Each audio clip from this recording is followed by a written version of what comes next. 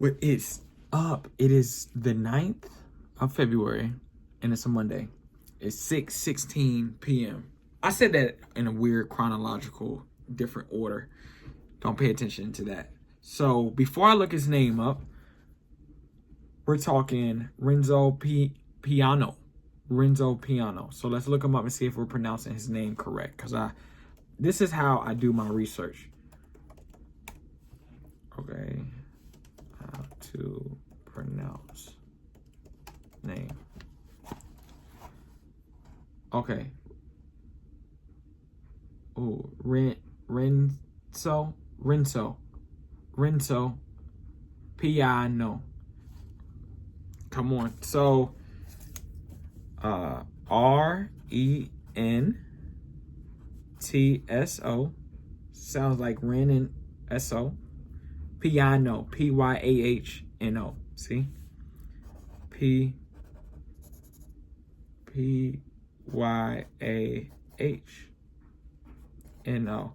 RENZO Piano. RENZO Piano. RENZO Piano. Better timing now. We not RENZO Piano. So let's talk about his work first before we get into when he was... Okay, so let's get a little bit of facts. RENZO Piano.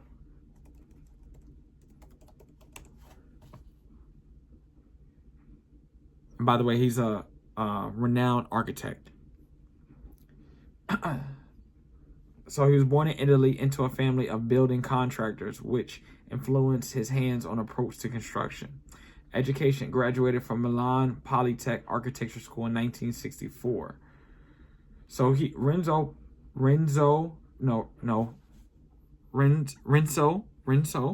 Piano, born September 14, 1937, is a world-renowned Italian architect, celebrated for his innovative, high-tech, yet humanistic designs. Often described as lightness in architecture, he was awarded the Pritzker Architecture Prize in 1998 and is known for masterfully blending technology with a sensitivity to the environment and user experience. Okay, cool. Let's dig in a little bit about him specifically. Renzo Piano, architectural overview. So Renzo Piano is an Italian architect whose work is defined by precision, lightness, and human-centered design. Rather than imposing a rigid visual signature, Piano adapts his architecture to context, culture, and climate. His buildings are known for their calm presence and long-term relevance. I love that. So it's just not one time period, like they can last a lifetime. I love that. Light is Piano's primary design material. Through careful detailing, glazing systems, and architectural refinement, he creates spaces that feel open, breathable, and welcoming. Even large-scale buildings maintain a sense of balance and restraint.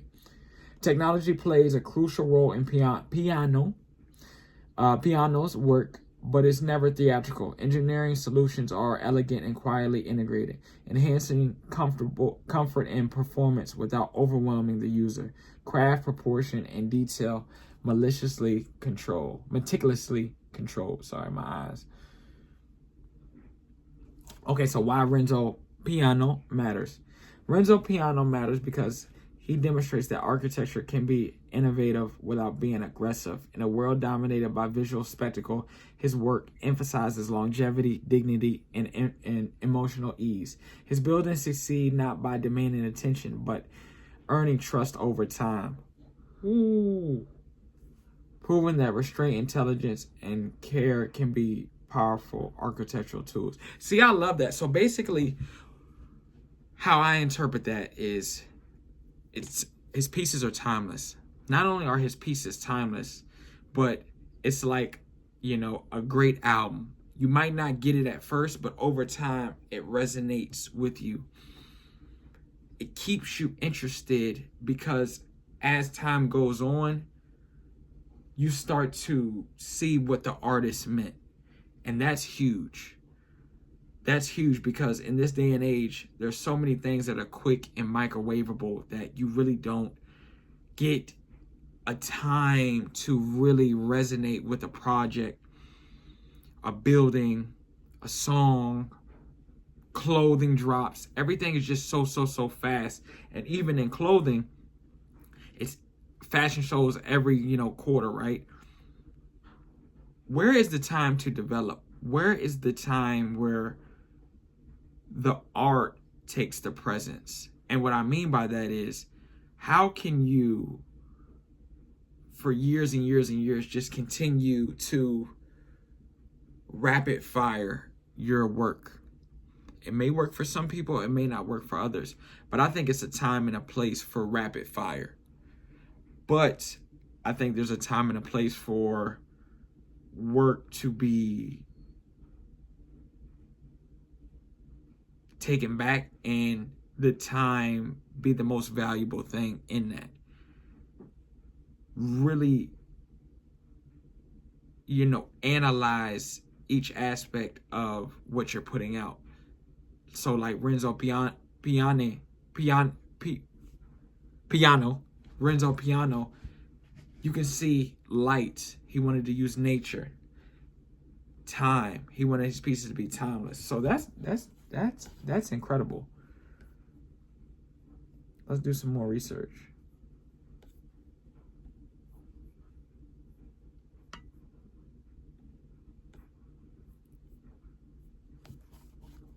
He said, hey, I gotta do some more research on that.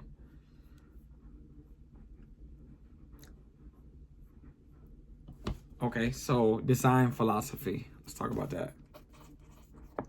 I think we touched on that a little bit, but those are just like kind of like facts. I want to dig into another article right here and see what his design philosophy was. And style. So it says master of light, which we just touched on. Master of light.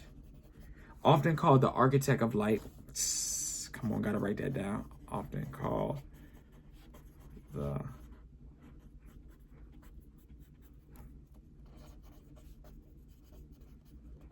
piano is renowned for using natural light to create serene, open, and inviting spaces. That's incredible because you have to create your space knowing where the sun's going to come from.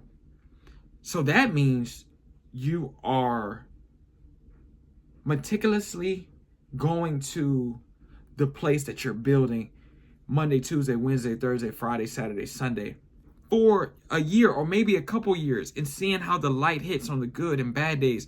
And then you're sculpting your project. That is incredible. That is not something that is just so quick. I love that. Okay, so his second thing, no fixed style.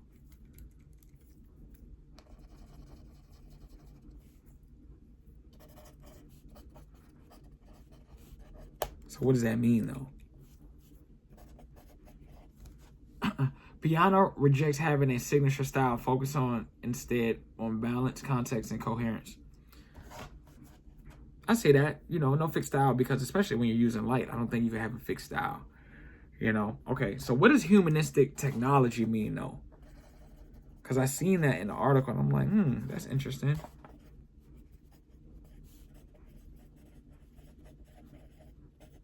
Okay, he describes his work as joyous urban machines that blend advanced engineering with human and poetic sensibilities. Okay, so maybe that is expanding on, using light, being one with nature, being in tune with the space, and making it more than just a project, making that project a lifestyle. Cool. So Renzo Piano Building Workshop, RPBW, founded in 1981. His firm operates in Paris and in New York. Dope. So he won a Pritzker Architecture Prize in 1998, often referred to as a Nobel Prize of Architecture. Cool. So he won the AIA Gold Medal 2008, awarded by the American Institute of Architects. Cool. I love this, man.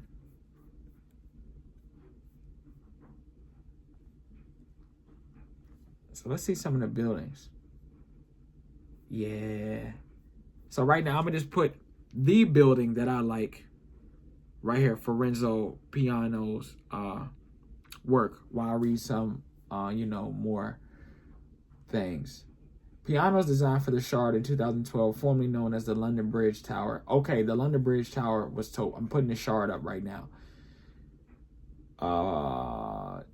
Was given a nickname which eventually became its own official nickname because of its sharply tapered glass facade. The mixed building rose 1,000 feet above street level, making it the tallest building in Western Europe upon its completion, towering over the historical skyline of London. It was criticized by some for not conforming to the scale of the rest of the city. Nonetheless, he remained in high demand, especially as an architect of museums. His later projects included the Harvard Art Museum renovation and expansion in 2014, Cambridge, Massachusetts, and the addition of the Kimball Art Museum. Ooh, so let's talk. We're going to put the Shard up here right now, different angles.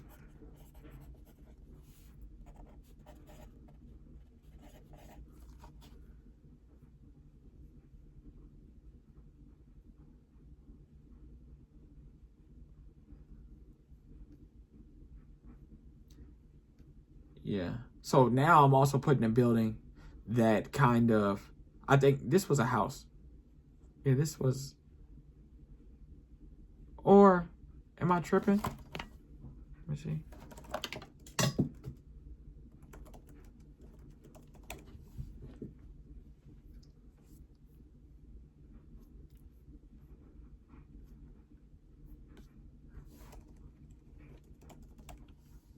Oh, nope.